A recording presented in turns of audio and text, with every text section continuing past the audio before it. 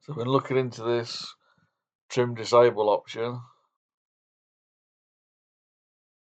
you can stop Windows trimming your SSD, which basically means it wipes areas that have no data on,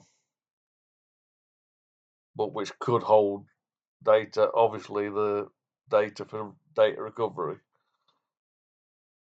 So if it trims, you're going to lose your data forever. So it's best to turn off trim before trying to do any data recovery. You have to go to CMD, run it as administrator, and then you put FSUTIL, FSUTIL, gives you a list.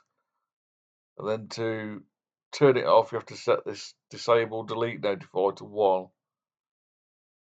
And there you go, it's enabled. So now it will not send a trim command to the SSD.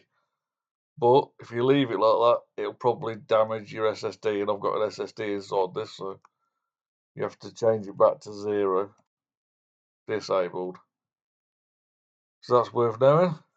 Don't know how good or useful it is for data recovery, but it's definitely worth knowing.